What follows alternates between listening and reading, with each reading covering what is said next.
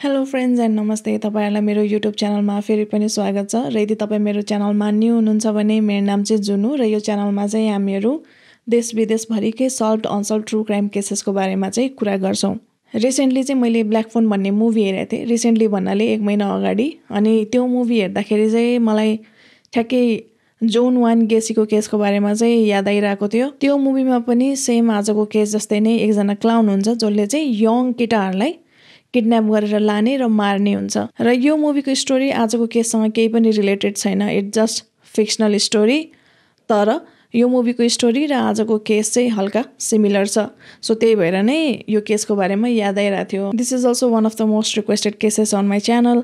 तर 2021-2022 मा जब मैले भर्खर च्यानल स्टार्ट गरेको थिएँ और मेरो च्यानल ग्रो हुँदै थियो, त्यो बेलामा अल अफ सडन लाइक सबले यही केसको बारेमा कभर गरिरहेको थियो क्या। लाइक नेपाली युट्युबर, विदेशी युट्युबर सबले गरिरहेको थियो। अनि सबले कभर गरिरहेको केस के गर्नु, भ्युअर्सहरूलाई नि बोर लाग्नु सक्छ भनेर चाहिँ त्यो बेलामा यो केस मैले स्किप गरेको थिएँ। तर त्यही रिसेन्टली ब्ल्याक फोन मुभी हेरेपछि चाहिँ ठ्याक्कै यो केसको बारेमा नि याद आयो। अनि ठ्याक्कै याद आयो कि ओके मैले पहिला यो केस कहिले कभरै गरेको छैन भनेर। आजको केस चाहिँ वान अफ दोज केसेस हो जसले गर्दा चाहिँ मलाई ट्रु क्राइम डकुमेन्ट्री, ट्रु क्राइमको बारेमा रिसर्च गर्नलाई चाहिँ इन्ट्रेस्ट लागेको थियो। त्योभन्दा अगाडि त म जस्ट क्राइम पेट्रोल, सावधान इन्डियाहरू हेर्ने गर्थेँ। र भर्खर सिरियल किलरहरूको बारेमा इन्ट्रेस्ट लाग्ने बेलामा चाहिँ यो केसको बारेमा मैले यति धेरै रिसर्च गरेको थिएँ कि यो केस चाहिँ मलाई लाइक हुन्छ नि मनबाटै एकदमै कन्ठै छ भन्दा पनि हुन्छ। सो यदि कसैलाई मुभीहरू हेर्न मनपर्छ भने चाहिँ ब्ल्याक फोन मुभी चेक गर्नु होला। यसको पार्ट 1 र पार्ट 2 छ। मलाई चाहिँ पार्ट 2 पार्ट 1 भन्दा बेसी मन पर्यो। र यो थ्रिलर हरर मुभी हो तर त्यस्तो विधि हरर चाहिँ छैन। इट्स मोर इमोसनल र यसको स्टोरी चाहिँ एकदमै राम्रो छ। सो प्लिज एकचोटि चेक गर्नु होला। एनीवे फाइनली आज चाहिँ हामीहरू जोन वाइन गेसीको केसको बारेमा कुरा गर्न जाँदैछौँ।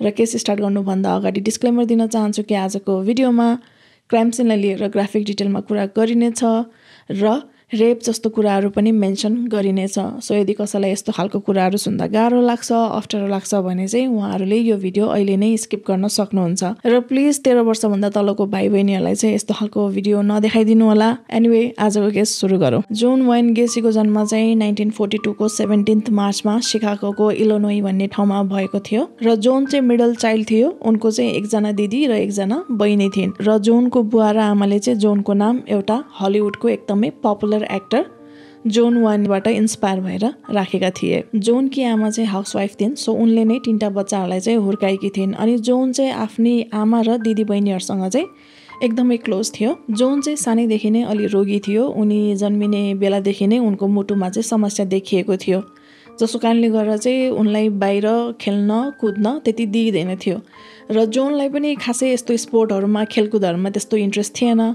सो उनी चाहिँ घरमा नै आफ्नी आमा र दिदी बहिनीहरूसँग चाहिँ टाइम स्पेन्ड गर्ने गर्थे। र त्यही खेल्ने कुद्ने आउटडोर एक्टिभिटिज केही नगर्ने भएको कारणले गर्दा जोनको चाहिँ वेट अलि धेरै थियो। ऊ चाहिँ ओभरवेट थियो। जोनको बुवाले चाहिँ धेरै नै रक्सी पिउने गर्थे र उनको बुवा चाहिँ फर्स्ट वर्ल्ड वारमा सर्भ गर्नु गएका थिए। र त्यही वारबाट फर्केपछि त्यो ट्रमाहरूको कारणले गर्दा चाहिँ उनले रक्सी पिउन थालेका थिए। र जोनको बुवा चाहिँ एकदमै एब्युजिभ पनि थिए। घरमा श्रीमती र बच्चाहरूमाथि हात पनि उठाउने गर्थे। सो उनी बेलुका अब मातेर घरमा आएपछि चाहिँ उनले अब बुढी र बच्चाहरूलाई चाहिँ पिट्ने पनि गर्थे। जोनको बुवाले रक्सी पिउँदा मात्र होइन, नपिउँदा पनि बच्चाहरूमाथि चाहिँ एकदमै हात उठाउने गर्थे, स्पेसली जोनमाथि। र त्यो चाहिँ किन भन्दाखेरि अब जोन छोरा मान्छे भएर पनि बाहिर खेल्न नजाने, उनलाई स्पोर्टमा केही इन्ट्रेस्ट पनि छैन, खालि घरमै बस्ने अनि घरकै कामहरू गर्ने, आमा र दिदी बहिनीहरूसँग मात्रै टाइम स्पेन्ड गर्ने, त्यो देखेर चाहिँ उनको बुवालाई अलि चित्त बुझ्दैन थियो। उनको बुवाले भनेअनुसार अब उसलाई चाहिँ आफ्नो छोरो एकदमै विक लाग्थ्यो भनौँ न। र उनको बुवाले चाहिँ जोनलाई सानो सानो कुरामा पनि पिट्ने गर्थे। कहिले त विदाउट रिजन पनि पिट्ने गर्थे। अनि एउटा इन्सिडेन्ट भएको थियो जुन बेलामा चाहिँ उनको बुवाले गाडीको इन्जिनको पार्टहरू चाहिँ टेबलमा फिजाएर राखेको थियो। अनि जोन अब एउटा सानो बच्चा त थियो। उनले क्युरियस भएर त्यो सामानहरू चलाएर उनले सिम्पली के सोचे भने म यो सामानहरू चाहिँ मिलाएर राख्छु ताकि बुवालाई काम गर्न इजी होस् भनेर।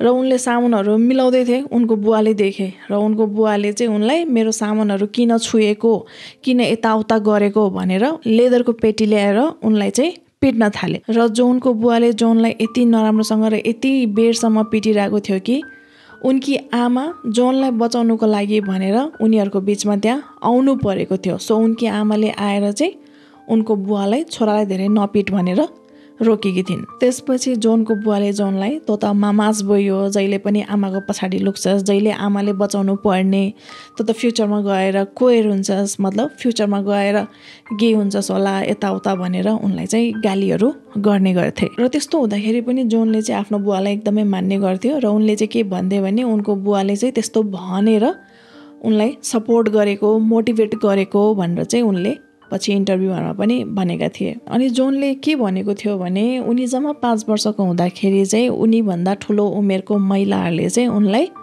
सेक्सुअली टच गरेको थियो, उनको प्राइभेट पार्टहरू चाहिँ टच गरेको थियो भनेर पनि पछि इन्टरभ्यूमा बताएका थिए। 1949मा जोन जम्मा 7 वर्षको हुँदाखेरि जोन र उनको साथीहरू मिलेर चाहिँ स्कुलकै एउटी सानै बच्चीलाई चाहिँ उनीहरूले सेक्सुअली टच गरेको, सेक्सुअली एसल्ट गरेको चाहिँ स्कुलमा फेला पारिएको थियो। त्यसपछि स्कुलले जोनको बुवालाई फोन गरेर ल तिम्रो छोराले यस्तो यस्तो गरेको हामीले पक्र्यौ भनेर इन्फर्म गरे। त्यसपछि जोनको बुवा यस्तो रिसाएर स्कुलमा पुगे र उनले चाहिँ जोनलाई फेरि एकदमै नराम्रोसँग पिट्न थाले। र त्यो इन्सिडेन्ट पछि उनलाई आफ्नो बुवादेखि यस्तो डर लाग्न थाल्यो कि उनले आफ्नो बुवाको अगाडि मुखै खोल्दैनथे। आफ्नो बुवासँग त नर्मल कन्भर्सेसन त उसले गर्नै सक्दैनथे।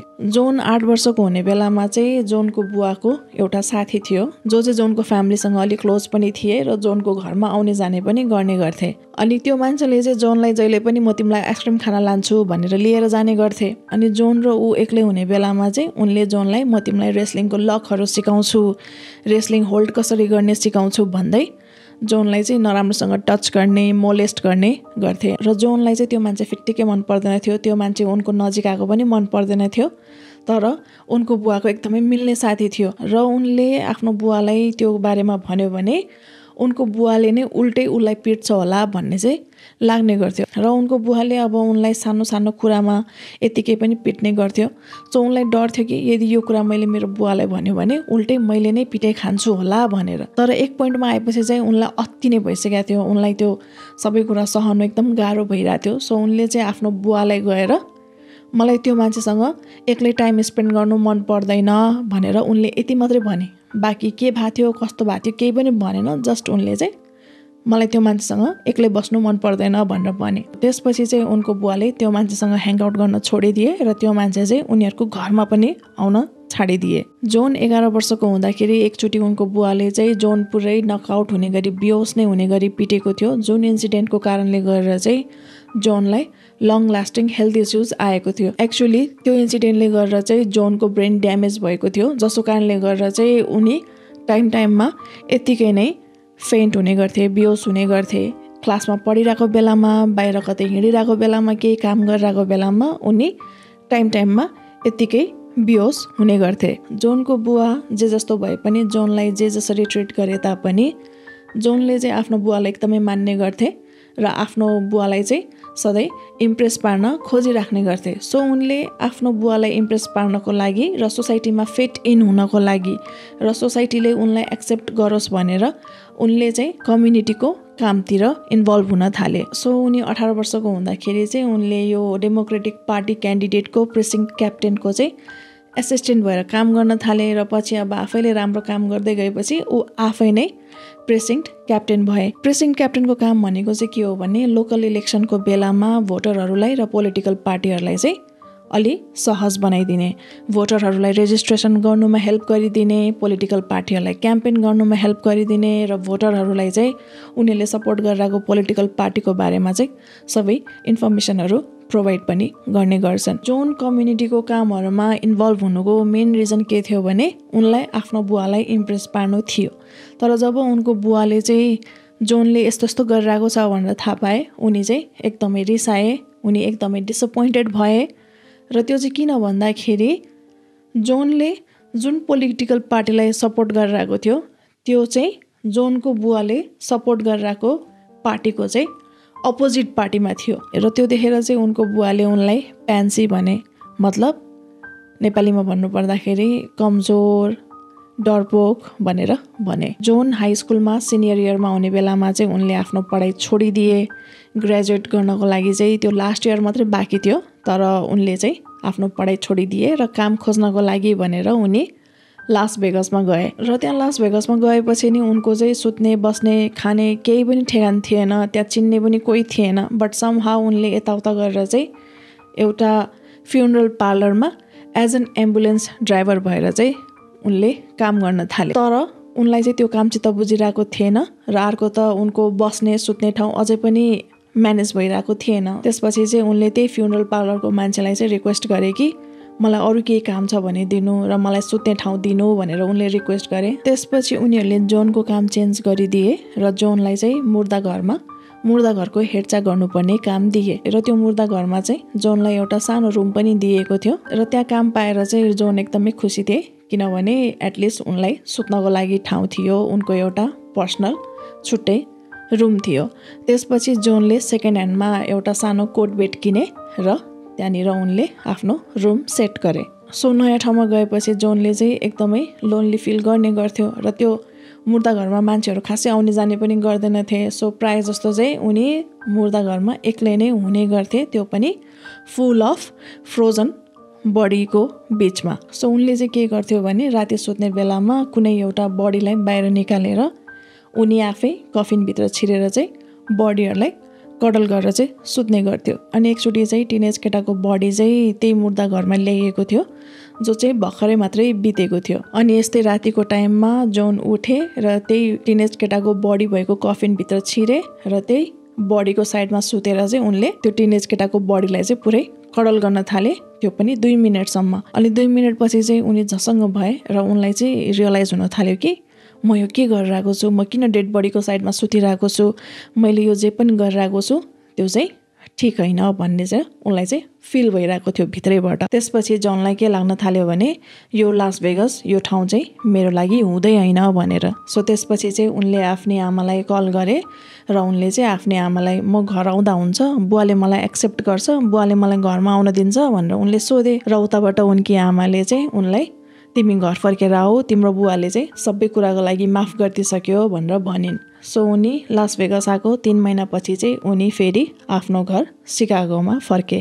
अनि घर फर्केपछि उनले फेरि बिजनेस कलेजमा आफ्नो पढाइ कन्टिन्यू गरे र 1963मा उनी 21 वर्षको हुँदाखेरि चाहिँ उनले आफ्नो डिप्लोमा सकाए। त्यसपछि उनले एउटा जुत्ता कम्पनीमा सेल्सम्यान भएर काम गर्न थाले र पछि चाहिँ उनलाई स्प्रिङफिल्डमा रिलोकेट गरिएको थियो र उनको चाहिँ काम एकदमै राम्रो थियो र उनको बोलीचाली पनि एकदमै राम्रो थियो। मान्छेहरूलाई उनले इम्प्रेस पार्न सक्थे, मान्छेहरूलाई आफ्नो बनाउन सक्थे र अरूहरूले बताए अनुसार पनि उनी एकदमै चार्मिङ र उनको चाहिँ बोल्ने तरिका पनि एकदमै राम्रो थियो भनेर पनि भन्ने गर्थे। अनि त्यहाँ स्प्रिङफिल्डमा गएपछि चाहिँ उनले फेरि कम्युनिटीको कामहरूमा उनी एक्टिभ हुन थाले। त्यसपछि चाहिँ जोनले जेसिस अर्गनाइजेसन जोइन गरे, जुन अर्गनाइजेसनको मेन फोकस भनेको चाहिँ business development, leadership development, personal growth, management skills र कम्युनिटी सर्भिसहरूमा चाहिँ मेनली फोकस गर्ने गर्थे। र जोनलाई चाहिँ त्यहाँनिर कम्युनिटीको मान्छेहरूसँग काम गर्न एकदमै रमाइलो लाग्थ्यो, मान्छेहरूसँग बोल्न एकदमै मन पर्थ्यो।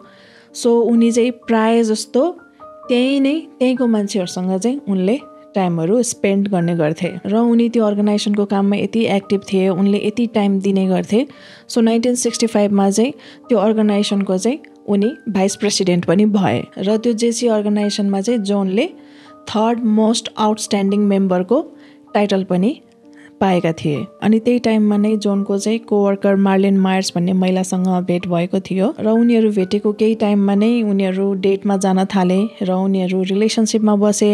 त्यसको केही टाइमपछि उनीहरूले इङ्गेजमेन्ट गरे र इङ्गेजमेन्ट गरेको 6 महिनापछि उनीहरूले विवाह पनि गरेको। अनि इङ्गेजमेन्ट भएको केही टाइमपछि, तर उनीहरूको विवाह चाहिँ भएको थिएन त्यो बेलामा।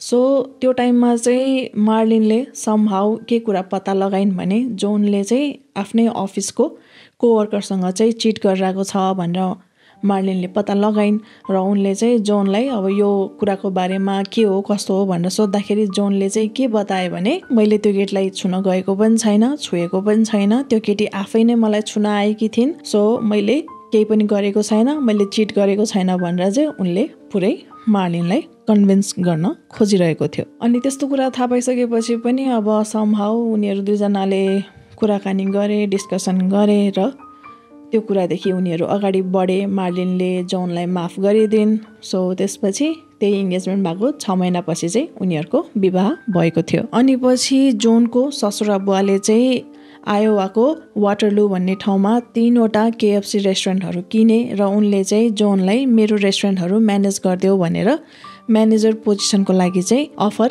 राखे र जोनले पनि खुसी खुसी त्यो अफर एक्सेप्ट गरे र उनी र मार्लिन चाहिँ वाटरलूमा शिफ्ट भए। अनि पछि जोनले इन्टरभ्यूहरूमा बताएअनुसार वाटरलूमा हुँदाखेरि चाहिँ उनीहरूको टाइम एकदमै राम्रो थियो भनेर उनले बताएका थिए। जस्तै अब कामहरू सबै राम्रो थियो, फाइनेन्सियली उनीहरू स्टेबल थिए, उनको म्यारेज लाइफ पनि एकदम पर्फेक्ट चलिरहेको थियो।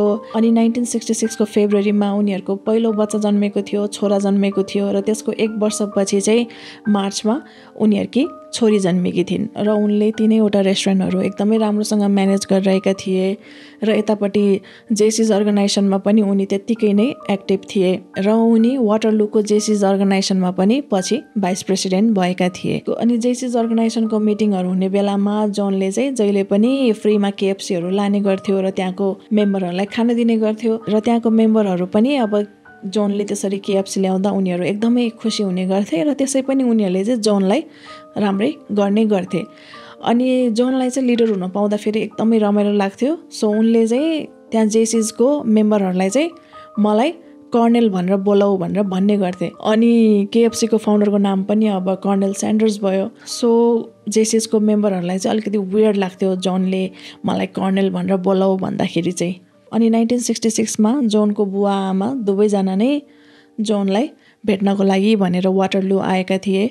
अनि जोनको बुवाले अब आफ्नो छोरालाई त्यसरी प्रगति गरिरहेको देखेर, राम्रो पोजिसनमा देखेर, सबै कुरा राम्रो देखेर चाहिँ उनको बुवा एकदम प्राउड फिल गरिरहेका थिए। अनि उनको बुवाले चाहिँ उनलाई साइडमा ल्याएर मैले पहिला जे पनि गरेँ त्यसको लागि चाहिँ मलाई माफ गरिदेऊ, मैले चाहिँ तिमीलाई धेरै नराम्रो कुराहरू भने, तिम्रो बारेमा धेरै नराम्रो सोचे भनेर उनको बुवाले भने। अनि त्यो सुनेपछि उनी एकदमै खुसी भए। उनले बस यही चाहन्थे कि उनको बुवाले चाहिँ उनलाई राम्रोसँग ट्रिट गरून्, उनलाई चाहिँ रेस्पेक्ट गरून् र अर्को मेन भनेको चाहिँ उनलाई एक्सेप्ट गरून् भनेर थियो।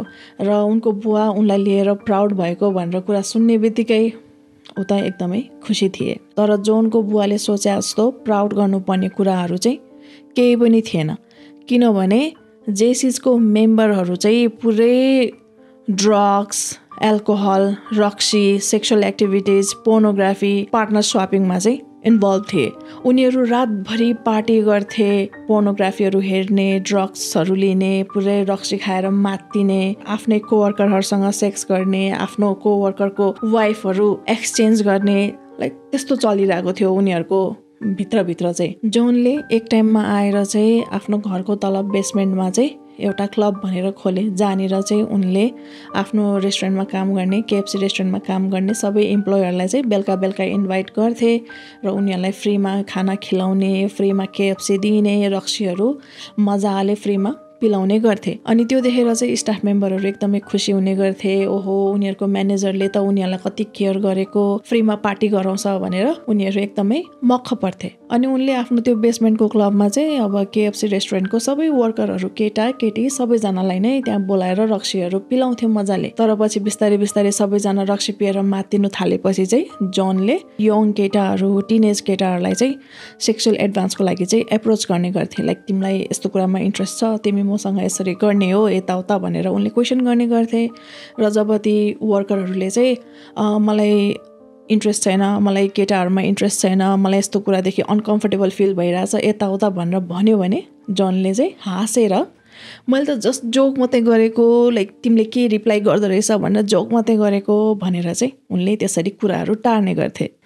1967 को अगस्ततिर जोनले चाहिँ 15 वर्षको डोनाल्ड बोरेजलाई चाहिँ आफ्नो घरमा इन्भाइट गरे र डोनाल्ड चाहिँ वान अफ द जेसिस मेम्बरको छोरा थियो। सो उनले डोनाल्डलाई आफ्नो घरमा बोलाए, पुरै रक्सीहरू पिलाए र फर्स्ट टाइम उनले पोर्न देखाए र डोनाल्ड पनि अब फर्स्ट टाइम रक्सी पिउनु पाएर, त्यसरी पोर्न हेर्न पाएर ऊ पनि एकदमै खुसी थिए र उनले पुरै इन्जोय गरिरहेका थिए। त्यसपछि जोनले चाहिँ डोनाल्डलाई के भनेर म्यानिपुलेट गर्न थाले भने केटी मान्छेसँग सेक्स गर्नुभन्दा अगाडि चाहिँ पहिला केटा मान्छेसँग एकचोटि सेक्स गरेर हेर्नुपर्छ भनेर उनले भने। एक त डोनाल्ड पुरै रक्सी पिएर मातिसकेको थियो, त्यही माथि उनी जम्मा 15 वर्षको मात्रै थियो र उनले पहिला त्यस्तो केही गरेको पनि छैन। सो उनलाई केही आइडियै छैन कि के सही हो के गलत हो भन्नलाई। त्यही माथि जोन अब ठुलो मान्छे, अब कम्युनिटीले रेस्पेक्ट गरेको मान्छे, सो उनलाई लाग्यो कि यो मान्छेले भनेको ठिकै होला भनेर। सो त्यसपछि जोनले 15 वर्षको डोनाल्डलाई सेक्सुअली एसल्ट गरे। अनि भोलिपल्ट डोनाल्डले गएर आफ्नो बुवालाई सबै कुरा बताए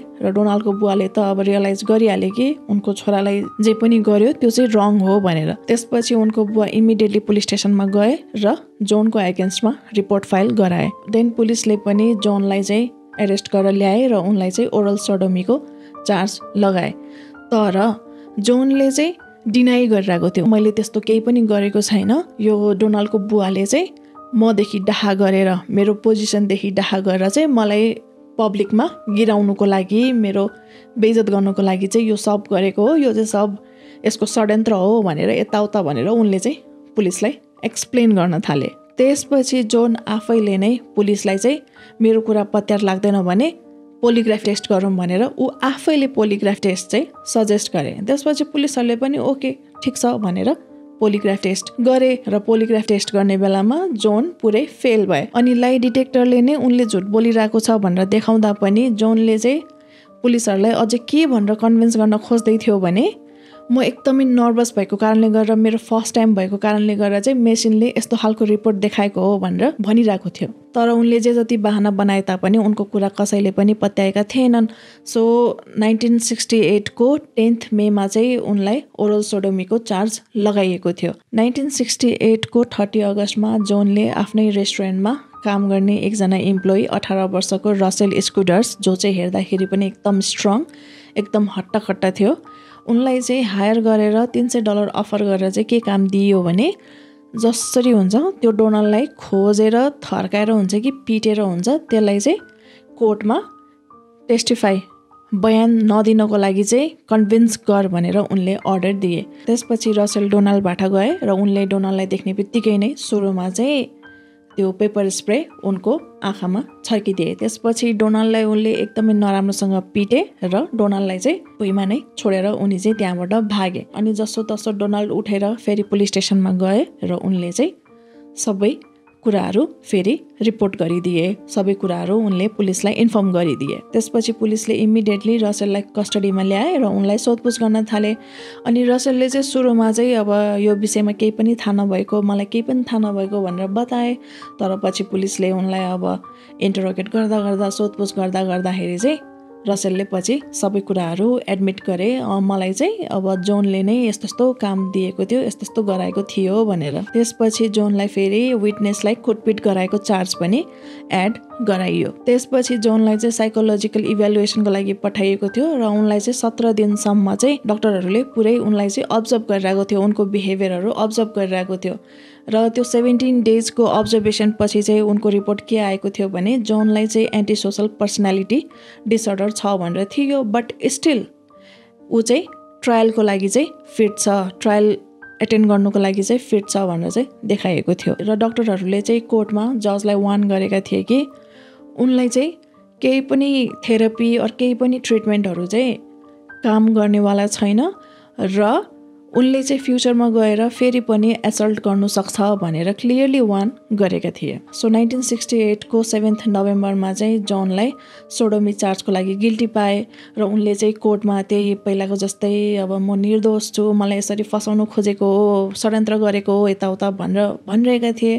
तर उनको कुरा चाहिँ कसैले पनि पत्याएनन्। सो अनि 1968 कै 3 डिसेम्बरमा चाहिँ उनलाई 10 वर्षको जेल सजाय सुनाइएको थियो र त्यही दिन नै उनकी श्रीमतीले पनि डिभोर्स फाइल गरिन् र त्यो दिनपछि चाहिँ उनले आफ्नो श्रीमती र आफ्नो 2टा बच्चाहरूलाई चाहिँ कहिले पनि भेटेनन्, कहिले पनि देखेनन्। जेल गइसकेपछि पनि जोनको लाइफ चाहिँ पुरै एकदमै सेट थियो, एकदमै चिल थियो। ऊ चाहिँ एकदमै चार्मिङ, उनको बोलीचाली पनि एकदमै राम्रो, मान्छेहरूलाई एकदम रिजाउनु सक्ने खालको बोली थियो, वर्डहरू पनि एकदमै राम्रोसँग राख्ने, को मान्छेसँग कसरी बोल्नुपर्छ, मान्छेहरूलाई कसरी आफ्नो बनाउनु पर्छ भनेर उसलाई चाहिँ राम्रोसँग थाहा थियो। ऊ जेलमा गएको धेरै टाइम पनि भएको थिएन, बट उनले कसरी मान्छेहरूलाई पट्याएर फकाएर के भनेर हुन्छ कसरी हुन्छ ऊ चाहिँ जेलको हेड कुक भए र उनलाई चाहिँ अब पहिल्यैदेखि नै लिडर बन्न मनपर्ने, सो उनी चाहिँ त्यहाँ जेलको इनमेटहरूको रिप्रेजेन्टेटिभ भए र उनले समहाउ आफ्नो इनमेटहरूले चाहिँ डेली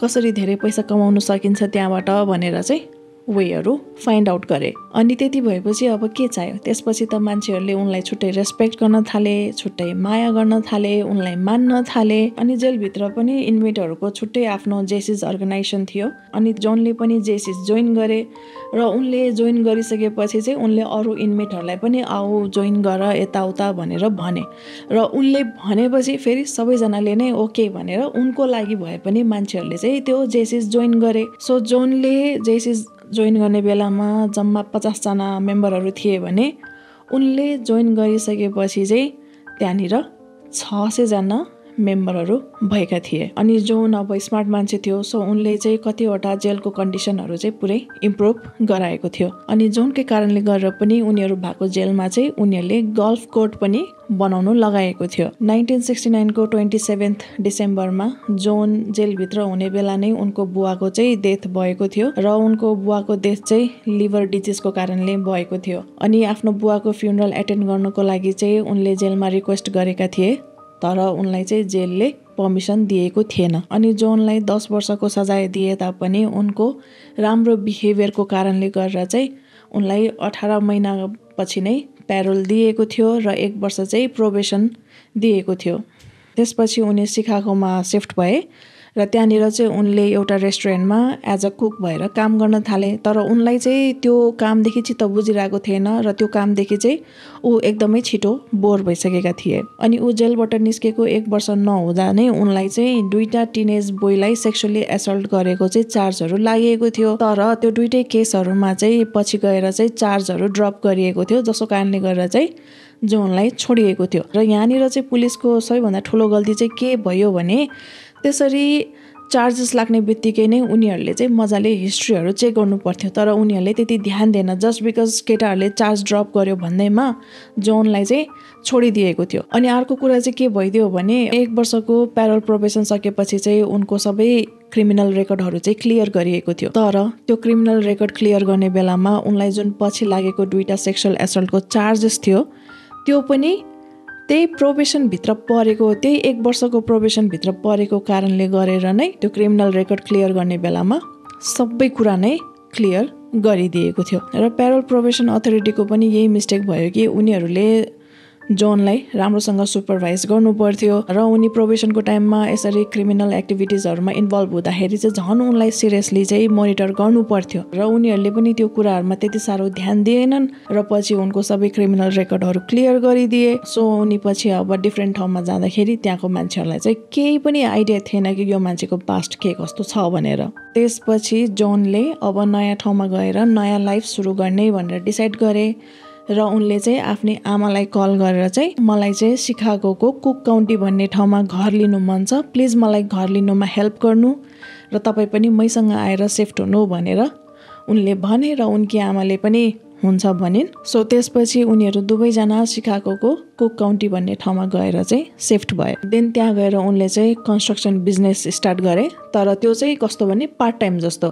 उनको छुट्टै काम थियो, कुकको काम थियो। सो दिनभरि चाहिँ उनी रेस्टुरेन्टमा गएर कुकको काम गर्थे भने बेलुका चाहिँ इन्टेरियर डिजाइनहरू गर्ने गर्थे र समहाउ ऊ चाहिँ इन्टेरियर डिजाइनिङमा एकदमै राम्रो थियो। र पछि गएर चाहिँ के भइदियो भने उनको जुन त्यो पार्ट टाइमवाला स्मल बिजनेस थियो त्यो चाहिँ एक्सपान्ड हुँदै गयो, राम्रो हुँदै गयो, उनलाई अफरहरू आउँदै गयो र एक टाइममा आएपछि चाहिँ उनले कुकको काम छोडिदिए र कन्स्ट्रक्सन बिजनेसमा नै फुल टाइम दिन थाले। अनि एज युजुअल जोनले चाहिँ आफ्नो छिमेकीहरूलाई पुरै आफ्नो स्किल देखाउन थालिसकेका थिए। लाइक आफ्नो छिमेकीहरूलाई चाहिँ इम्प्रेस पार्न खोजिरहेका थिए, उनीहरूसँग क्लोज हुन खोजिरहेका थिए।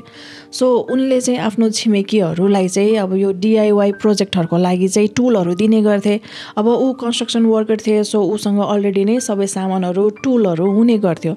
सो उनले चाहिँ आफ्नो छिमेकीहरूलाई सापट्टि दिने गर्थे। अनि विन्टरको टाइममा पुरै हिउँ परिरहेको बेलामा जोनले चाहिँ नेबरहरूको बाटोको स्नोहरू सबै हटाइदिन्थे, त्यो पनि फ्रीमा। अनि त्यो देखेर फेरि छिमेकीहरू फुल इम्प्रेस्ड, ओहो कस्तो राम्रो मान्छे, कति हेल्पफुल मान्छे भनेर। अनि समरको टाइममा चाहिँ जोनले आफ्नो ब्याकयार्डमा पुरै बार्बिक्यू पार्टीहरू राख्ने गर्थे र उनले सबै छिमेकीहरूलाई पनि बोलाउने गर्थे र कहिलेकाहीँ त उनको पार्टीमा 300-400 जना भन्दा बेसी मान्छेहरू पनि आउने गर्थे। अनि जोनको छिमेकीहरूले बताए अनुसार पनि जोनको पार्टी चाहिँ युजली एकदमै रमाइलो हुन्छ, John knows how to party भनेर उनको छिमेकीहरूले भन्ने गर्थे। अनि धेरै मान्छेहरूसँग कुराकानी गरेपछि, भेटघाट गरिसकेपछि चाहिँ उनले चाहिँ धेरै क्लबहरूको बारेमा पनि थाहा पाए र उनले थाहा पाएको क्लबहरू मध्येमा उनलाई सबैभन्दा इन्ट्रेस्ट लागेको क्लब भनेको चाहिँ यो जली जोकर क्लाउन क्लब भन्ने थियो र उनीहरूले चाहिँ के गर्थे भने क्लाउनको अब जोकरको ड्रेसअप गरेर चाहिँ as a volunteer fund raising इभेन्टहरूमा जाने, चिल्ड्रेन हस्पिटलमा जाने र त्यहाँको बच्चाहरूलाई र मान्छेहरूलाई चाहिँ उनीहरूले खुसी पार्ने गर्थे। र जोनलाई चाहिँ यो क्लब एकदमै इन्ट्रेस्टिङ लागेको थियो, सो उनले पनि त्यो क्लब जोइन गरे र उनले चाहिँ आफ्नो 2टा क्लाउनको क्यारेक्टर बनाए। एउटा क्लाउनको नाम चाहिँ उनले पोगो राखे भने अर्को क्लाउनको नाम चाहिँ उनले प्याचर राखे। र पोगोवाला चाहिँ अलि ह्याप्पी र फनवाला क्लाउन हो भने प्याचर्स चाहिँ अलि सिरियसवाला क्लाउन हो भनेर उनले बताएका थिए। र जोनको मुड अनुसार चाहिँ जोनले क्लाउन क्यारेक्टर चुज गर्थ्यो र त्यही अनुसार ड्रेसअप गर्थ्यो भनेर बताएको थियो। जस्तै उनी ह्याप्पी हुँदाखेरि पोगो द क्लाउनको क्यारेक्टर चुज गर्थे र त्यही अनुसारको ड्रेसअप गर्थे भने उनी स्याड हुँदाखेरि चाहिँ प्याचेस द क्लाउनको क्यारेक्टर चुज गर्थे र त्यही अनुसार ड्रेसअप गर्थे। सो ओभरअली उनको लाइफ चाहिँ एकदमै स्मुथली चलिरहेको थियो र त्यही टाइमतिर नै उनको भेट चाहिँ क्यारोल भन्ने महिलासँग भएको थियो र क्यारोल चाहिँ उनकी एक्स गर्लफ्रेन्ड थिइन् र क्यारोल र जोन चाहिँ एउटै हाई स्कुलमा पढ्ने गर्थे र जोनलाई भेट्ने बेलामा क्यारोलको अलरेडी डिभोर्स भइसकेको थियो र उनको चाहिँ अलरेडी 2टा छोरीहरू पनि थिए र उनीहरू फेरि भेट्ने बेलामा चाहिँ उनीहरू अलरेडी सिङ्गल थिए। सो त्यसपछि उनीहरू रिलेसनसिपमा बसे र पछि जोनले क्यारोल र उनका 2टै छोरीहरूलाई पनि उनको घरमा चाहिँ बस्नको लागि भनेर बोलाए र त्यसपछि क्यारोल र उनका 2 छोरीहरू चाहिँ जोनको घरमा गएर सिफ्ट भए। देन उनीहरू सिफ्ट भएको केही टाइममा नै उनीहरूले इङ्गेजमेन्ट गरे र इङ्गेजमेन्ट भएको छोटो समयमा नै 1972 को 1 जुलाईमा नै उनीहरूले चाहिँ विवाह गरे। उनीहरूको म्यारेज लाइफ चाहिँ खासै त्यस्तो राम्रो चलिरहेको थिएन। जोनले चाहिँ खासै क्यारोललाई टाइमहरू दिने गर्दैनथे। उनी प्रायः जस्तो चाहिँ बाहिरै बस्ने, बाहिरै त्यही रक्सी पिउने, पार्टी गर्ने गर्थे र जोन घरमा हुँदाखेरि पनि प्रायः जस्तो टाइम चाहिँ आफ्नो त्यहाँ तल बेसमेन्टमा नै टाइमहरू स्पेन्ड गर्ने गर्थे र तल बेसमेन्टमा चाहिँ मान्छेहरू आउने जाने गरि नै राख्ने गर्थे र जोनलाई पनि फिल भइरहेको थियो कि उनीहरू 2जनाको बिचमा चाहिँ राम्रो भइरहेको छैन भनेर। र एक पोइन्टमा आएर चाहिँ जोनले क्यारोललाई म चाहिँ बाइसेक्सुअल हो, मलाई चाहिँ केटाकेटी 2जना मनपर्छ भनेर उनले कन्फेस गरे। अनि जोनको त्यो कुराहरू सुनेर एकछिन त क्यारोल अचम्ममा परिन् र यसको चाहिँ कसरी रेस्पोन्स गर्ने, के भनेर रियाक्ट गर्ने भनेर उनले सोचिरहन्। तर एकछिनपछि क्यारोलले फेरि के सोचे भने अब यो जस्ट एउटा फेज मात्रै हो, केही टाइमपछि चाहिँ सबै ठिक हुन्छ, इट्स ओके, केही छैन भनेर उनले चाहिँ सपोर्ट गरिरहेकी थिइन् र उनी चाहिँ जोनसँगै बसिरहेकी थिइन्। 1975 को मदर्स डेमा चाहिँ जोनले क्यारोललाई एकदमै राम्रो राम्रो प्रिटी गिफ्टहरू ल्याइदिएका थिए। सो त्यो रात चाहिँ उनीहरूले सेक्स गरे र उनीहरूको सकिसकेपछि चाहिँ जोनले क्यारोललाई के बताए भने बाइ द वे यो चाहिँ हाम्रो लास्ट टाइम हो भनेर। अनि जोनको कुरा सुनेर क्यारोल चाहिँ एकदमै कन्फ्युज भइन्। जोनले चाहिँ राम्रोसँग एक्सप्लेन पनि गरेको थिएन, जस्ट यो चाहिँ हाम्रो लास्ट टाइम सेक्स हो मात्रै भनेको थियो। सो त्यो सुनेर चाहिँ क्यारोल कन्फ्युज भइन्, लाइक यो मान्छेले के भन्न खोजेको, लास्ट टाइम भन्नाले कस्तो लास्ट टाइम, के लास्ट टाइम, किन लास्ट टाइम भनेर चाहिँ उनी पुरै कन्फ्युज थिइन्। त्यसपछि चाहिँ क्यारोलले रियलाइज गरिन् कि उनीहरूको रिलेसनसिप चाहिँ एकदमै नाजुक सिचुएसनमा छ, जुन बेला जे पनि हुन सक्छ भनेर। त्यसपछि क्यारोलले जोनको सबै बिहेभियरहरू नोटिस गर्न थालिन्। उनी प्रायः जस्तो कामको सिलसिलामा बाहिरै बस्न खोज्ने, अनि घर पनि एकदमै लेट नाइट आउने, कहिलेकाहीँ घरै नआउने। सो त्यस्तो कुराहरू चाहिँ उनले नोटिस गरिरहेकी थिइन्। अनि एकचोटि जोन काममा जाने बेलामा चाहिँ क्यारोलले चाहिँ अब उनको श्रीमानको लाइफमा के चलिरहेको छ, यो मान्छेले के गरिरहेको छ, यो मान्छेको लाइफमा के भइरहेको छ भनेर उनलाई चाहिँ क्युरियस भएर जोन नभएको मौकाको फाइदा उठाएर चाहिँ उनी तल बेसमेन्टमा गइन् र बेसमेन्टमा चाहिँ जोनले अब आफ्नो वर्किङ स्पेस भनेर छुट्टै ठाउँ बनाएको थियो र उनी घरमा हुने बेलामा पनि प्रायः जस्तो चाहिँ बेसमेन्टमा नै टाइम स्पेन्ड गर्ने गर्थे। देन क्यारोल बेसमेन्टमा गइन् र उनले चाहिँ यताउता सामानहरू चेक गर्न थालिन् र त्यही सामानहरू चेक गर्ने क्रममा चाहिँ उनले गे पोर्नको भिडियोहरू भेटाइन् र त्यहाँनिर डिफ्रेन्ट केटा मान्छेहरूको चाहिँ वालेटहरू थियो, आइडीहरू थियो, जुन देखेर चाहिँ उनलाई अलिकति वियर्ड फिल भइरहेको थियो। अनि क्यारलले के कुरा पनि नोटिस गर्न थालिन् भने जोनले चाहिँ प्रायः जस्तो आफ्नो रेस्टुरेन्टमा केएफसी रेस्टुरेन्टमा काम गर्ने टिनेज केटाहरूलाई चाहिँ घरमा ल्याउने अनि सिधै बेसमेन्टमा लाने अनि लेट नाइटसम्म रक्सीहरू पिउने पार्टीहरू गर्ने गर्थे। अनि एक टाइममा आएपछि चाहिँ क्यारललाई अति भएर उनले चाहिँ जोनलाई डाइरेक्टली नै क्वेसन सोधिन् कि तिमीहरूको बिचमा के भइरहेको छ, लेट नाइटसम्म तिमीहरूको के हुन्छ भनेर उनले क्वेसन गरिन्। तर जोनले चाहिँ shut up and none of your business, यो तिम्रो कामको कुरा होइन, तिम्रो चासोको कुरा होइन भनेर चाहिँ क्यारललाई त्यसरी जवाफ दिए। त्यसपछि पनि क्यारल चाहिँ त्यही घरमा बसिरहन्। अनि 5 महिनापछि चाहिँ जोन र क्यारलको बिचमा एकदमै ठुलो झगडा भएको थियो। बिजनेसको हिसाबहरू चाहिँ के मिलिरहेको थिएन, चेकबुकहरूमा ब्यालेन्सहरू मिलिरहेको थिएन भनेर। अनि त्यो टाइममा चाहिँ क्यारललाई अति नै भएर उनले चाहिँ म यो घरमा बस्न सक्दिनँ, तिमीसँग पनि बस्न सक्दिनँ, मलाई चाहिँ डिभोर्स देऊ भनेर उनले भनिन् र जोनले पनि हुन्छ भने। अनि डिभोर्स फाइनल नभइन्जेलसम्म चाहिँ क्यारल त्यही नै बसिराखिन्। अनि यस्तै 4 महिनापछि अब डिभोर्सको सबै पेपरहरू भइसकेपछि चाहिँ क्यारलले आफ्नो छोरीलाई लिएर उनी त्यहाँबाट शिफ्ट भइन्। अनि अब क्यारल गइसकेपछि त उनलाई झनै फ्री भयो, अब कसैले पनि उनलाई रोकटोक गर्ने, इन्टरफेयर गर्ने कोही पनि हुँदैन भनेर। अनि जोनले चाहिँ आफ्नो कन्स्ट्रक्सन बिजनेसमा चाहिँ प्रायः जस्तो हाई स्कुलको केटाहरूलाई राख्ने गर्थे, अलि टिनेज केटाहरूलाई, यङ केटाहरूलाई चाहिँ हायर गर्ने गर्थे। र जोनले भन्ने बेलामा चाहिँ यङ केटाहरू राख्नुको कारण उनीहरू स्ट्रङ हुन्छ, लेबर कामको लागि, कन्स्ट्रक्सनको कामको लागि चाहिँ उनीहरू फिट हुन्छ भनेर भन्ने गर्थे।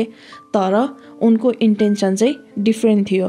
उनको इन्टेन्सन चाहिँ के थियो भने उनलाई चाहिँ यङ केटाहरूमा इन्ट्रेस्ट थियो। सो त्यो यङ केटाहरूसँग चाहिँ उनलाई सेक्सुअल रिलेसनसिप राख्नु थियो। त्यही भएर चाहिँ उनले आफूलाई इन्ट्रेस्ट लागेको टिनेज केटाहरूलाई चाहिँ आफ्नो काममा राख्ने गर्थे। अनि जोनले चाहिँ आफूसँग काम गर्ने त्यो यङ केटाहरूलाई चाहिँ सेक्सको अफर राख्थे र त्यसको एक्सचेन्जमा चाहिँ उनीहरूलाई पैसाहरू दिने, रक्सी पिलाउने, ड्रग्स दिने, उनको गाडीहरू चलाउन दिने, यस्तै अफरहरू चाहिँ राख्ने गर्थे। र कतिजनाले त अब मान्ने गर्थे भने कतिजना केटाहरूले चाहिँ मान्दैनथे। अनि नमान्ने केटाहरूलाई चाहिँ उनले फेरि पुरै गन देखाएर थर्काएर चाहिँ जबरजस्ती गर्ने गर्थे। अनि जोनसँग चाहिँ फेक पुलिसको ब्याजहरू पनि थियो। सो उनले चाहिँ पुलिसको त्यो ब्याजहरू देखाएर केटाहरूलाई धम्काएर तर्साएर चाहिँ जबरजस्ती गर्ने गर्थे। 1976 को जुलाईमा जोनले चाहिँ एकजना 18 वर्षको डेभिड क्र्याम नाम गरेको केटालाई चाहिँ नोटिस गरे। डेभिड चाहिँ त्यहाँनिर हिचहाइकिङ गरिरहेका थिए, लिफ्टको लागि कसैले लिफ्ट दिन्छ कि भनेर वेट गरिरहेका थिए। र त्यही बेलामा जोनले चाहिँ उनलाई लिफ्ट अफर गरे। अनि कुरा गर्दै गर्दाखेरि जोनले के थाहा पायो भने अब डेभिडको चाहिँ बस्नको लागि ठाउँ पनि छैन, उनको केही काम पनि छैन, कहाँ जाने उनको चाहिँ केही पनि टुङ्गो थिएन। र अर्को के पनि थाहा पायो भने त्यो दिनमा चाहिँ डेभिडको बर्थडे थियो।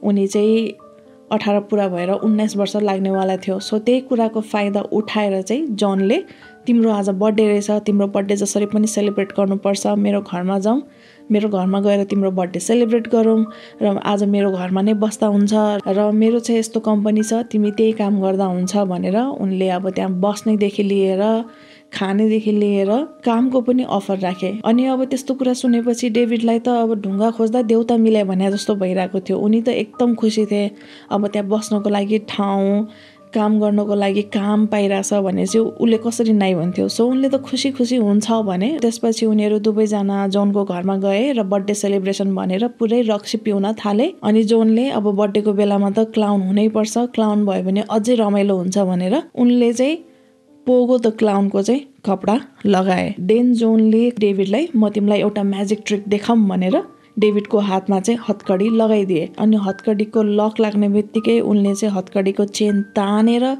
डेभिडलाई चाहिँ यताउता पछाडिदिन थाले र उनले चाहिँ डेभिडलाई सिधै अब चाहिँ म तिम्रो रेप गरिदिन्छु भनेर भने। त्यसपछि डेभिडले पनि आफ्नो भइभरको एनर्जी बल लगाएर चाहिँ फाइट ब्याक गर्न थाले। अनि त्यसै क्रममा चाहिँ डेभिडले जोनको फेसमा एकदमै नराम्रोसँग लात्ताले हाने र उनले चाहिँ जसोतसो आफ्नो हातबाट त्यो हतकडी पनि निकाले। त्यसपछि चाहिँ जोन अलिकति हिचकिचाए र उनले चाहिँ डेभिडलाई मैले त जस्ट जोक मात्रै गरेको हो, त्यस्तो सिरियसली लिनु पर्दैन भनेर कन्भिन्स गराए। अनि जोन चाहिँ अब कुरा गर्नुमा एकदमै सिपालु थियो। सो उनले चाहिँ डेभिडलाई जसोतसो उनको घरमा बस्नको लागि पनि कन्भिन्स गरे। त्यसपछि डेभिड जोनकै घरमा बस्न थाले, जोनकै कम्पनीमा काम गर्न थाले, सबै ठिकै चल्दै थियो। बट फेरि जोनले चाहिँ डेभिडलाई सेक्सुअली एसल्ट गर्न खोजिरहेको थियो, ट्राई गरिरहेको थियो।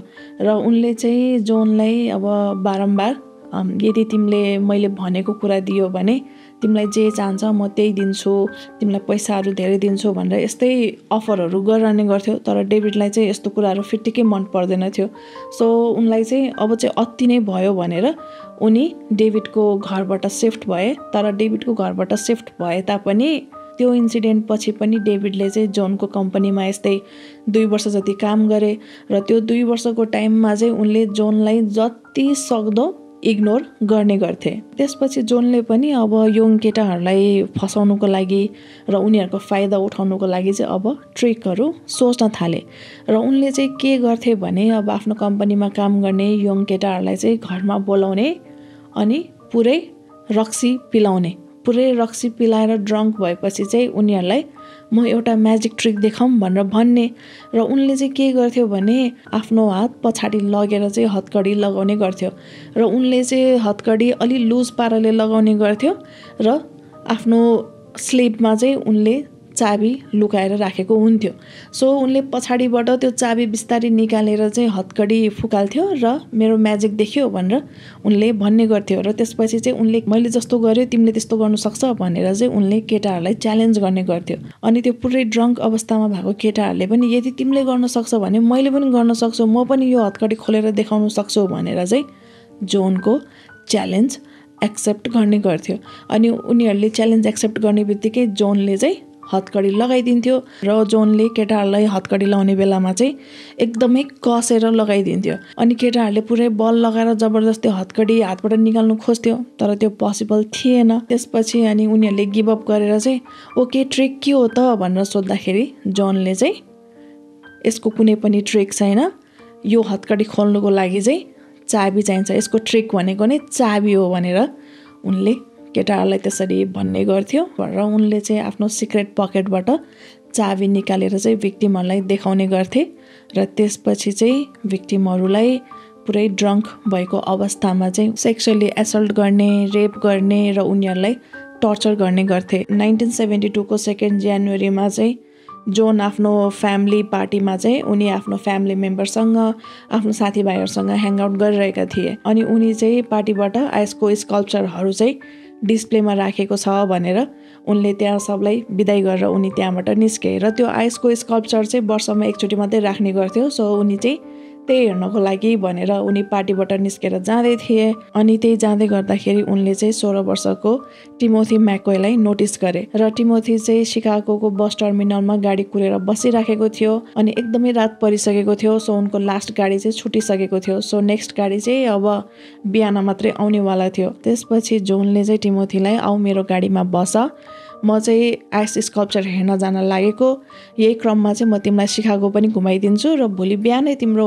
नेक्स्ट बस आउने बेलामा तिमीलाई टाइममा ल्याइदिन्छु भनेर उनले चाहिँ टिमोथीलाई अफर गरे, राइड अफर गरे। र टिमोथीले पनि खुसी खुसी हुन्छ भने र उनी जोनको गाडीमा बसे। त्यसपछि जोनले टिमोथीलाई पुरै सिटीहरू देखाए, घुमाए अनि कुराकानी गर्न थाले। अनि कुराकानी गर्ने क्रममा चाहिँ जोनले के कुरा थाहा पायो भने टिमोथीको चाहिँ खासै जाने ठाउँ काहीँ पनि थिएन। सो त्यसपछि चाहिँ जोनले टिमोथीलाई मेरो घरमा जाउँ र आज चाहिँ त्यतै सुतौँ भनेर उनले टिमोथीलाई आफ्नो घर लिएर गए। सो अब म जे भन्न जाँदैछु यो चाहिँ जोनले पछि इन्टरभ्यूमा बताएको थियो। सो उनले बताए अनुसार चाहिँ भोलिपल्ट बिहान उनी उठ्ने बेलामा उनले चाहिँ आफ्नो बेडरुमको ढोकामा चाहिँ के नोटिस गरे भने त्यहाँनिर चाहिँ टिमोथी किचनको नाइफ लिएर उभिरहेको थियो। He was coming at me with a knife. I just took the knife away and twisted it in his hand and that's what killed him.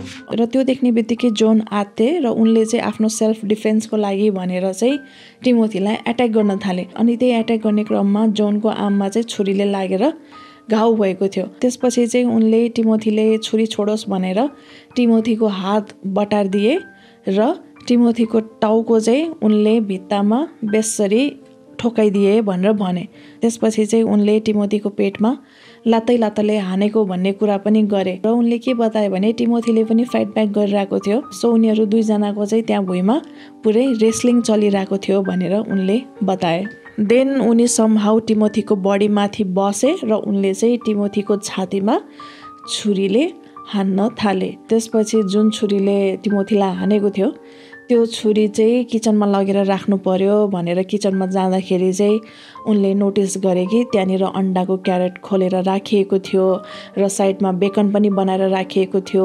टेबलमा चाहिँ दुईजनाको लागि भनेर टेबल सेट गरेर राखेको थियो र जोनले बताए अनुसार त्यो बेलामा बल्ल उनलाई चाहिँ सोच आएको थियो कि सायद टिमोथीले चाहिँ उनलाई कस्तो खालको अन्डा मनपर्छ भनेर सोध्न आएको थियो होला भनेर। र उनले इन्टरभ्यूमा के पनि बताएको थियो भने उनले टिमोथीलाई मार्दाखेरि चाहिँ उनलाई एउटा छुट्टै खालको आनन्द आएको, माइन्ड नम्बिङ अर्गाजम भएको र मान्छेहरू मार्दाखेरि मर्डर गर्दाखेरि चाहिँ छुट्टै खालको थ्रिलिङ फिल हुने भनेर पनि उनले भनेका थिए। अनि टिमोथीलाई मारिसकेपछि चाहिँ जोनलाई एकदमै भोक लागेको थियो। सो उनले चाहिँ टिमोथीले बनाएको ब्रेकफास्ट खाए र जोनको घरको बेसमेन्टको तल पनि एउटा क्रल स्पेस थियो।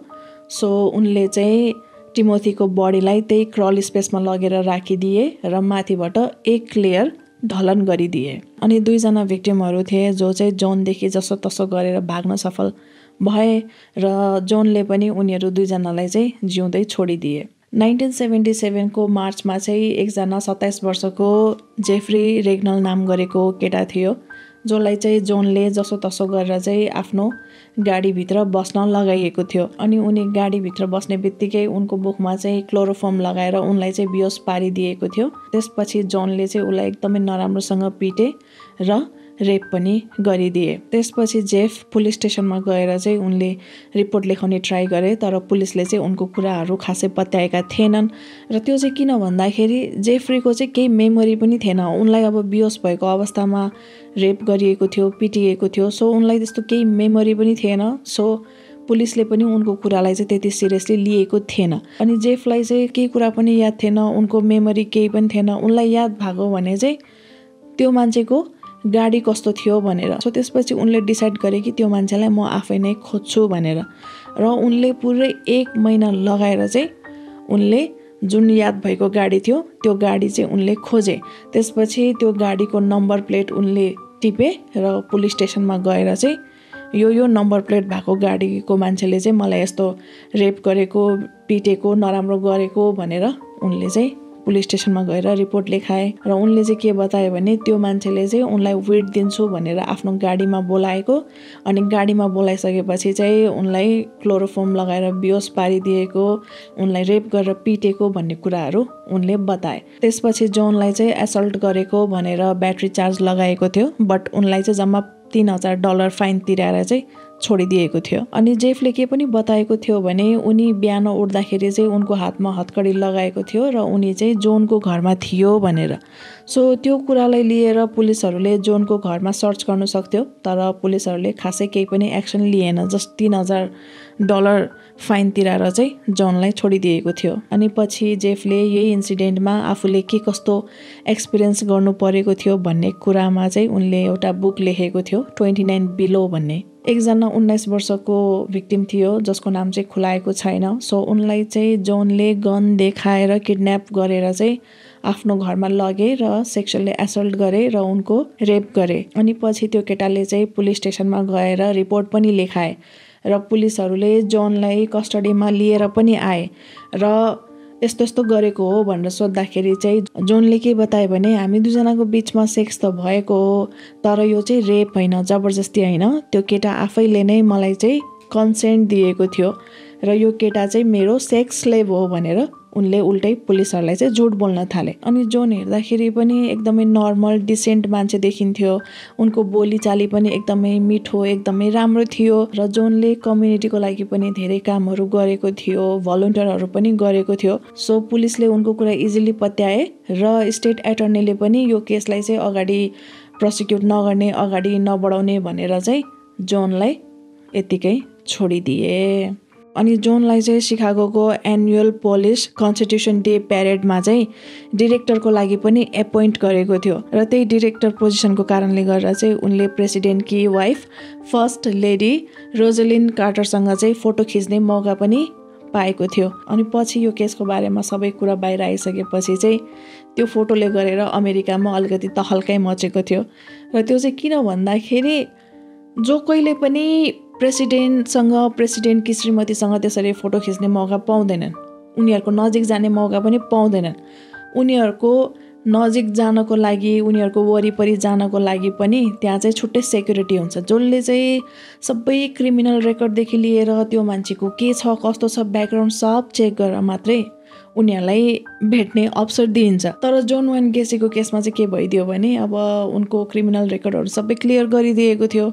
सो सेक्युरिटीले उनको क्रिमिनल ब्याकग्राउन्ड चेक गर्दाखेरि पनि खासै केही पनि पाएका थिएनन्, जसको कारणले गर्दा चाहिँ उनीहरूले जोनलाई भित्र आउन दिए र जोनले प्रेसिडेन्टकी श्रीमतीसँग फोटो पनि खिचे। अनि 1977 सम्म जोनको घरको जुन तलको क्रल स्पेस थियो त्यहाँ चाहिँ पुरै बडीले भरिसकेको थियो, सबै यङ केटाको बडीहरूले भरिसकेको थियो, त्यहाँ स्पेस पनि थिएन। सो त्यसपछि जोनले के सोचे भने अब चाहिँ भिक्टिमको बडीलाई कतै माथि एटिकमा पो राख्ने हो कि भनेर सोचे। तर फेरि उनले सोचे कि यदि बडीलाई माथि एटिकमा राख्यो भने त त्यो बडीको फ्लुइडहरू लिक हुन्छ, त्यसपछि सबै तल आउँछ, सबले थाहा पाउँछ भनेर उनले फेरि होइन बडीलाई चाहिँ माथि एटिकमा चाहिँ राख्नु हुँदैन भनेर उनले सोचे। त्यसपछि उनले चाहिँ के सोचे भने अब चाहिँ भिक्टिमको बडीहरूलाई खोलामा लगेर फ्यालिदिने भनेर सोचे। त्यसपछि चाहिँ उनले भिक्टिमको बडीहरूलाई डेस प्लेन्स भन्ने खोलामा लगेर फ्यालिदिए। अनि एकजना 15 वर्षको रोबर्ट पेस्ट नाम गरेको केटा थियो जो चाहिँ डेस प्लेन्सकै निसोन फार्मेसीमा काम गर्ने गर्थे। अनि 1978 को 11 डिसेम्बरमा यस्तै 9 बजेतिर चाहिँ उनको कामको शिफ्ट सकेको थियो। अनि त्यति बेला चाहिँ उनकी आमा उनलाई पिकअप गर्नको लागि भनेर आएकी थिइन् र त्यो दिनमा चाहिँ उनकी आमाको 46th बर्थडे थियो। सो उनीहरू चाहिँ अब घरमा गएर आमाको बर्थडे सेलिब्रेट गर्ने भनेर पुरै एक्साइटेड थिए। र घर जाने बेलामा चाहिँ उनले आफ्नी आमालाई के भने एकजना मान्छे छ जसले चाहिँ मलाई जब अफर दिएको थियो र उनले चाहिँ मलाई यो फार्मेसीमा काम गरेको भन्दा डबल पैसा पे गर्छु भनेर भनेको छ।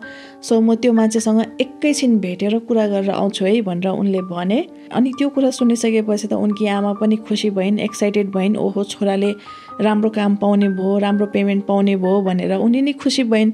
सो उनले हुन्छ तिमी जाऊ म यहीँ बसिरह हुन्छु, तिमीलाई यहीँ कुरिरह हुन्छु भनेर उनले भनिन्। त्यसपछि रोबर्ट एकैछिनको लागि भनेर गए तर कति टाइम हुँदाखेरिसम्म पनि उनी फर्केर आएनन्। त्यसपछि चाहिँ उनकी आमालाई डर लाग्न थाल्यो कि केही नराम्रो भएको छ कि भनेर र उनी चाहिँ एकदमै नर्भस हुन थालिन्। त्यसपछि उनकी आमा आत्तिँदै घरमा गइन् र उनले आफ्नो श्रीमानलाई इन्फर्म गरे र रोबर्टको घरमा चाहिँ उनकी आमा, उनको बुवा र उनको 2टा सिब्लिङ र 2टा कुकुरहरू थिए। सो सबैजना चाहिँ एउटै गाडीमा उनीहरू बसे र होल फ्यामिली नै फेरि फार्मेसीमा फर्के र फार्मेसीमा चाहिँ उनीहरूले चेक गर्न थाले, फार्मेसी वरिपरि चेक गर्न थाले तर उनीहरूले चाहिँ रोबर्टलाई कतै पनि फेला पार्न सकेनन्।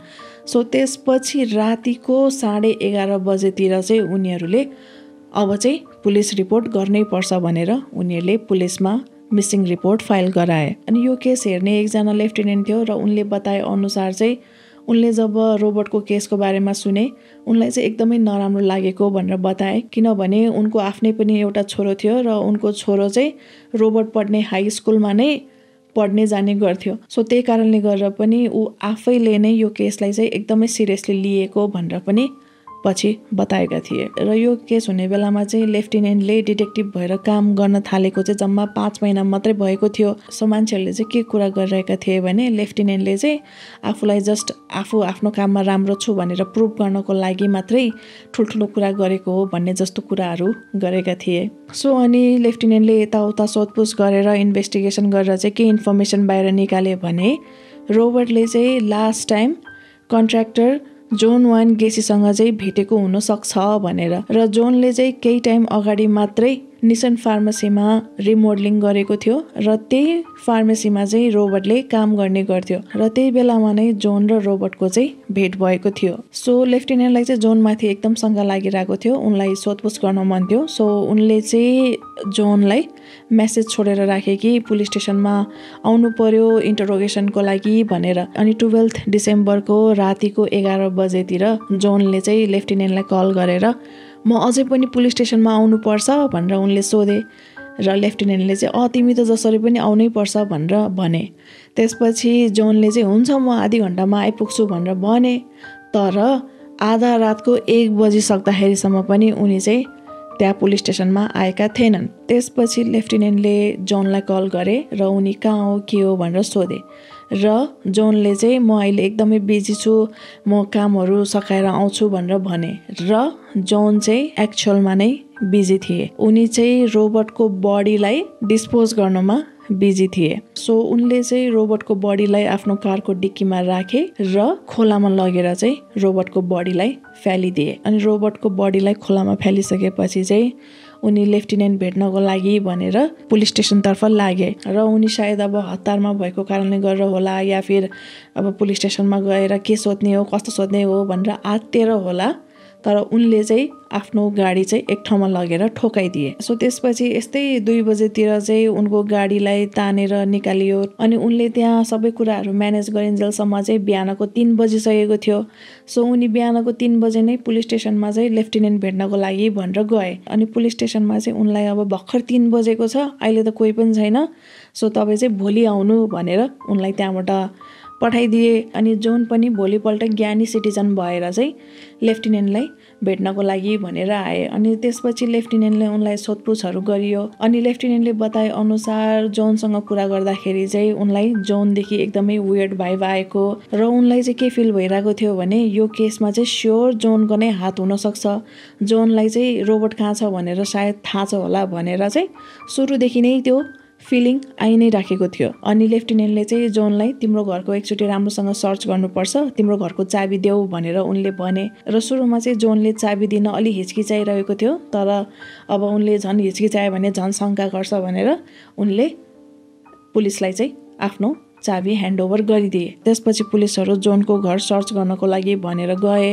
र उनीहरूले रोबर्टलाई त फेला पारेनन्, तर पुलिसहरूले चाहिँ जोनको घरमा गे पोर्नोग्राफी, पेस्तोल, डोरीहरू, सेक्स टोइज लाइक 18 इन्चको डिल्डो अनि हत्कडीहरू चाहिँ फेला पारेका थिए। त्यस्तो कुराहरू घरमा राख्नु इलिगल त होइन, तर लेफ्टिनेन्टलाई चाहिँ त्यो कुराहरू देखेर चाहिँ झन् शङ्का बढ्दै गइरहेको थियो कि जोनको चाहिँ यो केसमा केही न केही इन्भल्भमेन्ट हुनै पर्छ भनेर। सो त्यसपछि उनीहरूले झन् जोनको घरमा चाहिँ डिपली सर्च गर्न थाले। अनि त्यही सर्च गर्ने बेलामा चाहिँ उनीहरूले एउटा रिसिप्ट फेला पारे र त्यो चाहिँ फोटो धुलाएको रिसिप्ट थियो। अनि जुन धुलाएको फोटो थियो त्यो फोटो चाहिँ सबै रोबर्टले काम गर्ने फार्मेसीको फोटोहरू थियो, जुन देखेर चाहिँ डिटेक्टिभहरूलाई कन्फर्म भयो कि यो मान्छेलाई एटलिस्ट रोबर्टको बारेमा चाहिँ केही थाहा छ भनेर। त्यसपछि डिटेक्टिभले जोनको गाडीहरू सब सर्च गरे र पछाडिको डिकीमा चाहिँ एउटा कपालको स्ट्र्यान्ड भेट्टाएको थियो। अब त्यो रोबर्टको हुनसक्छ भन्ने थियो, तर रोबर्टकै हो भन्ने चाहिँ त्यस्तो केही पनि प्रुफ थिएन। त्यसपछि डिटेक्टिभहरूले चाहिँ ट्रेन गराएको कुकुरलाई ल्याए जसले चाहिँ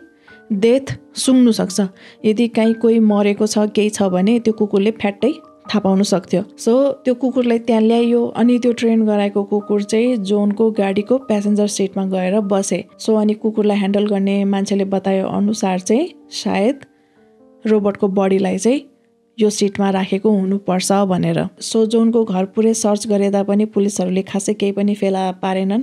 सो उनीहरूसँग त्यस्तो केही ठोस एभिडेन्स थिएन कि जोनले नै रोबर्टलाई केही गरेको हुनसक्छ भनेर। सो त्यही कारणले गरेर यस्तै बेलुकाको 11 बजेतिर चाहिँ जोनलाई छोडिदिएको थियो। अनि पुलिसहरूले जोनको घरबाट सामानहरू ल्याएको थियो ल्याबमा गएर चेक गर्नको लागि केही क्लुहरू भेटिन्छ कि भनेर। अनि त्यही बेलामा चाहिँ पुलिसहरूले एउटा आइडी फेला पारे र त्यो आइडी चाहिँ एउटा हाई स्कुलमा पढ्ने केटाको थियो जो चाहिँ 2 वर्षदेखि पुरै लापता थियो।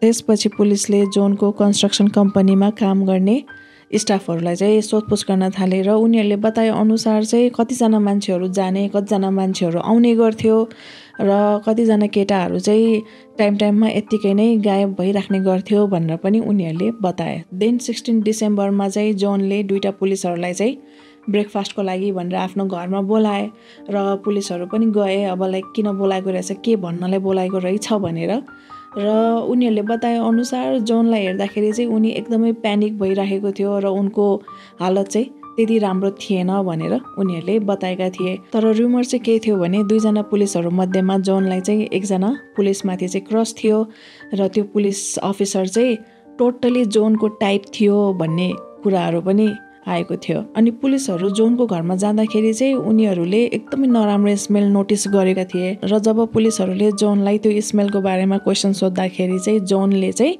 अब घरमा पुरै मोल्डहरू लागेको छ सो त्यही गनाएको होला भनेर चाहिँ उनले भने र पुलिसहरूलाई चाहिँ त्यो स्मेल चाहिँ पक्कै पनि मान्छे कुहिएको स्मेल हो भनेर शङ्का लागिसकेको थियो सो त्यसपछि पुलिसले चाहिँ उनको घरमा फेरि सर्च गर्ने भनेर डिसाइड गर्दै थिए तर जोनले चाहिँ इमिडिएटली नै आफ्नो लयर हायर गरे र लयरको थ्रु चाहिँ उनले पुलिस डिपार्टमेन्टको एगेन्स्टमा चाहिँ $750,000 को चाहिँ लसुट फाइल गरे र उनको लयरले चाहिँ पुलिसहरूले जोनलाई हेरेस गरिरहेको छ र उनको घरको सामानहरू चाहिँ इलिगली लगिएको छ र पब्लिकको अगाडि चाहिँ जोनको रेपुटेसन डिस्ट्रोय गरिएको छ ह्युमिलिएट गरिएको छ भन्ने कुराहरू पनि मेन्सन गरिएको थियो अनि 1978 को 20 डिसेम्बरमा चाहिँ जोनको लयरले चाहिँ त्यही लसुटको बारेमा कुरा गर्नको लागि भनेर उनलाई चाहिँ त्यहाँ लयरको अफिसमा बोलाएको थियो र जोन लयरको अफिसमा गए तर उनी त्यहाँ जाने बेलामा चाहिँ एकदमै रक्सी पिएर मातिसकेको थियो अनि जोनले लयरको डेस्कमा एउटा न्युजपेपर नोटिस गरे जहाँ चाहिँ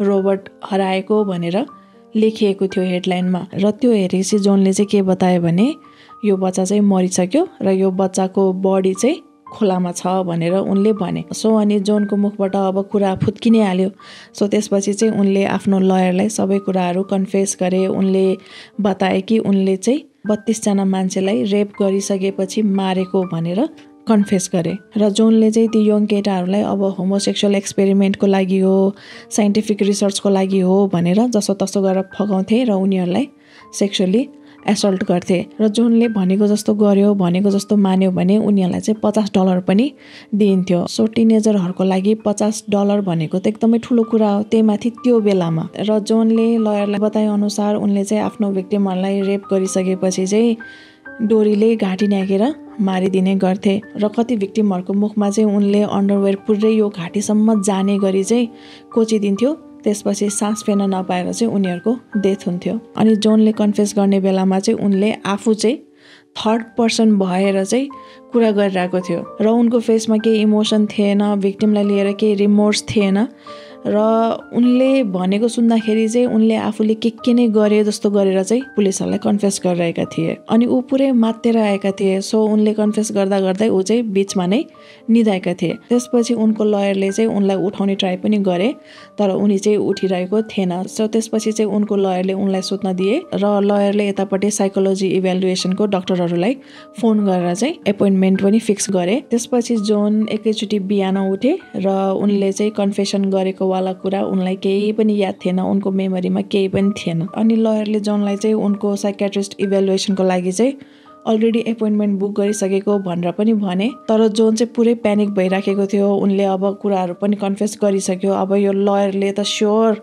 पुलिसहरूलाई पनि इन्फर्म गरिहाल्छ सो एभ्रिथिङ इज ओभर भन्ने टाइपले चाहिँ उनी पुरै आत्तिरहेको थियो सो त्यसपछि जोन हतार गरेर चाहिँ लयरको अफिसबाट उनी निस्के र आफ्नो गाडीमा गएर बसे र त्यहाँ जोनको लागि भनेर चाहिँ अलरेडी नै सर्भेलेन्स अफिसरहरू आइसकेका थिए उनीहरू चाहिँ जोन कहिले उठ्छ अनि कहिले अफिसबाट बाहिर आउँछ भनेर कुरेर बसिरहेका थिए त्यसपछि यस्तै बिहानको 10 बजेतिर चाहिँ जोन आफ्नो एकदमै मिल्ने साथीको घरमा गए र त्यहाँनिर आफ्नो साथीलाई बाई बाई भने र हकसक गरे त्यसपछि उनले ब्याङ्कबाट एकदमै ठुलो रकम विथड्र गरे अनि देन यस्तै 12 बजेतिर चाहिँ जोन आफ्नो कम्पनीको स्टाफहरूबाट गए काम गर्ने मान्छेहरूबाट गए र उनले चाहिँ अब सबै कुराहरू ऱ्यापिड अप गर अब यो कम्पनी चाहिँ बन्द हुनेवाला छ भनेर उनले आफ्नो स्टाफहरूलाई पनि बाई गरे र उनीहरूलाई दिनुपर्ने पैसाहरू पनि दिए र सबै कामहरू पनि अब बन्द गर्दै हुन्छ भनेर चाहिँ उनले इन्फर्म गरे त्यसपछि दिउँसोतिर उनी आफ्नो एकजना केटा साथीलाई भेट्न गए र जोनले चाहिँ ल लास्ट टाइम ड्रिङ्क गरौँ भनेर उनीहरूले दिउँसै ड्रिङ्क गर्न थाले। त्यसपछि जोन इमोसनल हुन थाले र उनले आफ्नो साथीलाई बाई भने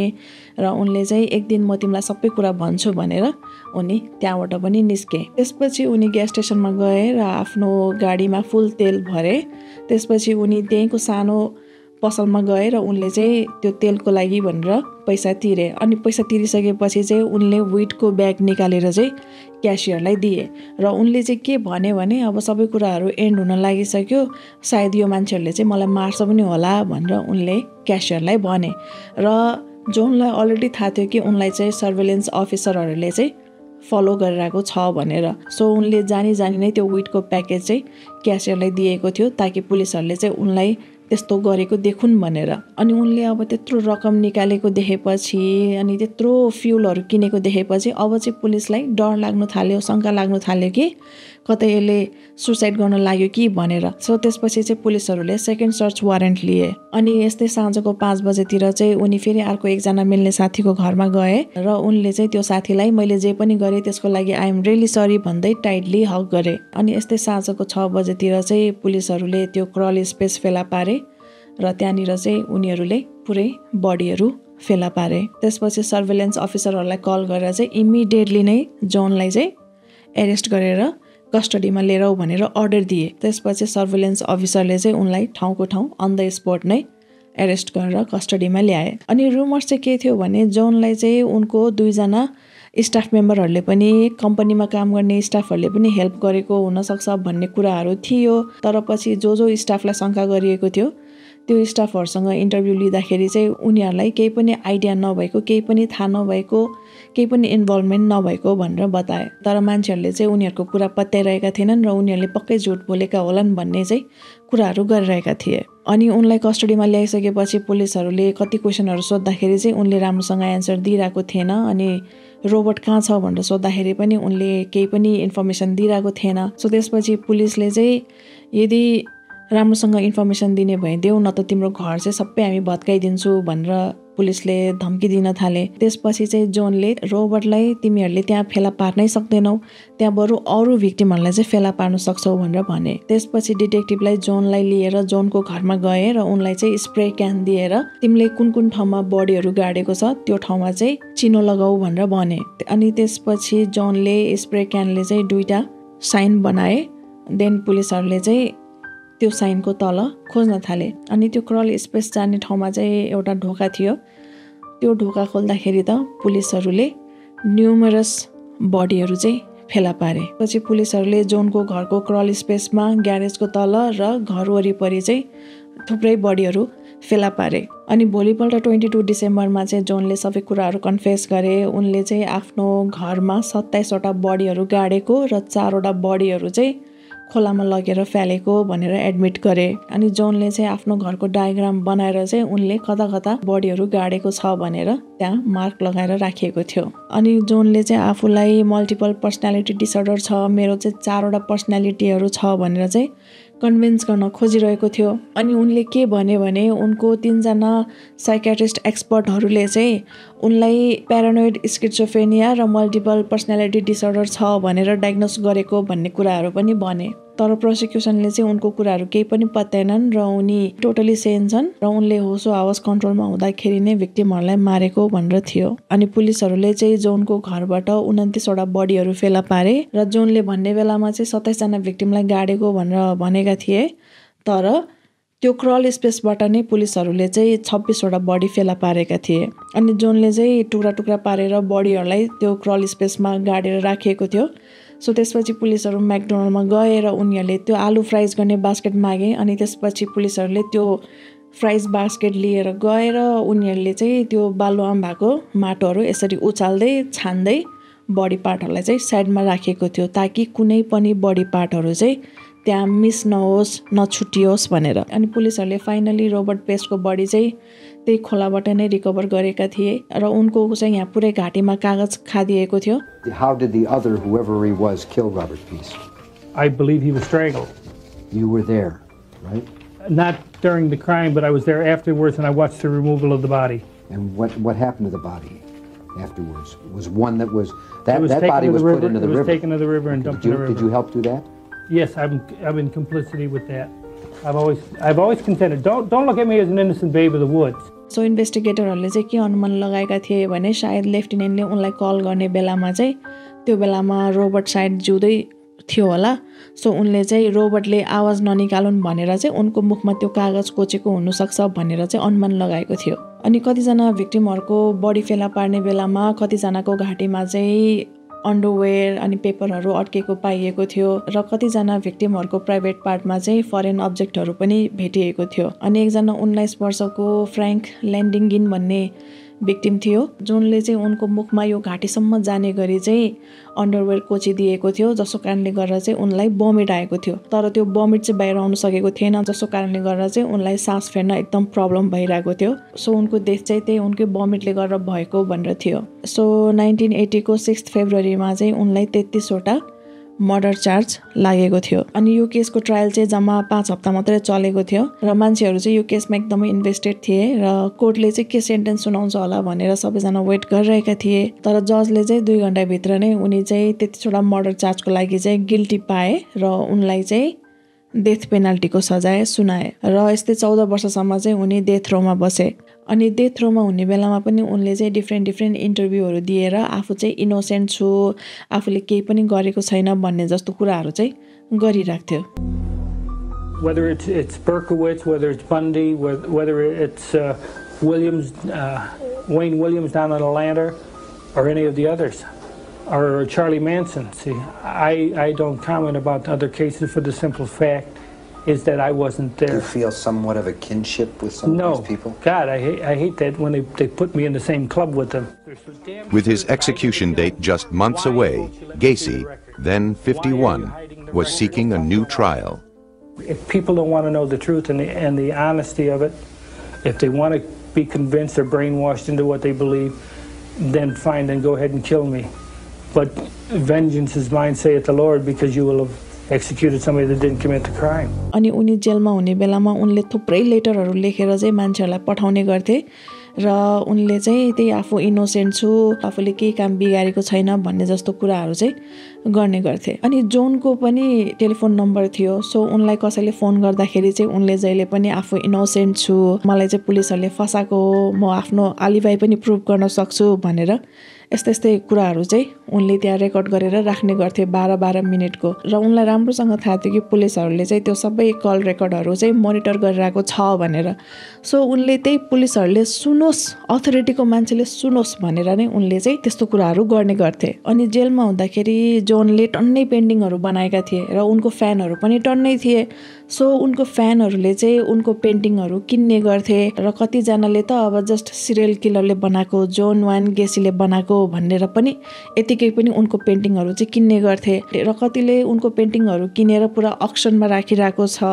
अनि कतिजना मान्छेहरूले चाहिँ जोनको पेन्टिङ किनेर अनि भिक्टिमको फ्यामिलीहरूलाई पठाइदिने गर्थे ताकि उनीहरूले चाहिँ जोनको त्यो पेन्टिङहरूलाई चाहिँ डिस्ट्रोय गरोस् उनको कुनै पनि पेन्टिङ चाहिँ बाहिर यसरी अक्सनमा राख्न नपरोस् यसरी म्युजियममा राख्न नपरोस् फेमस नहोस् कसैले पनि हेर्न नपरोस् भनेर जोन जेलमा हुने बेलामा उनले लको किताबहरू टन्नै पढे र उनले चाहिँ अब आफ्नो सजाय कम गर्नु पर्यो भनेर आफ्नो सजायको लागि चाहिँ उनले धेरैचोटि चाहिँ रिएपिल गरिराखे अनि उनलाई एक्जिक्युट गर्नुभन्दा अगाडि लास्ट टाइम अब के खाने भनेर सोधेको थियो र उनले चाहिँ KFC भनेको थियो सो 1994 को 11 मेमा उनी 52 वर्षको हुँदाखेरि चाहिँ उनलाई लिथल इन्जेक्सन दिएर चाहिँ एक्जिक्युट गरिएको थियो र उनको लास्ट वर्ड चाहिँ किस माई एस भनेर थियो अनि इन्भेस्टिगेटरहरूले त्यत्रो बडीहरू फेला पारे तर 8वटा बडीहरूलाई चाहिँ आइडेन्टिफाई गर्न सकिरहेको थिएन र त्यो बेलामा चाहिँ त्यस्तो DNA भन्ने थिएन र पछि अब बिस्तारै DNA आउँदै गइसकेपछि चाहिँ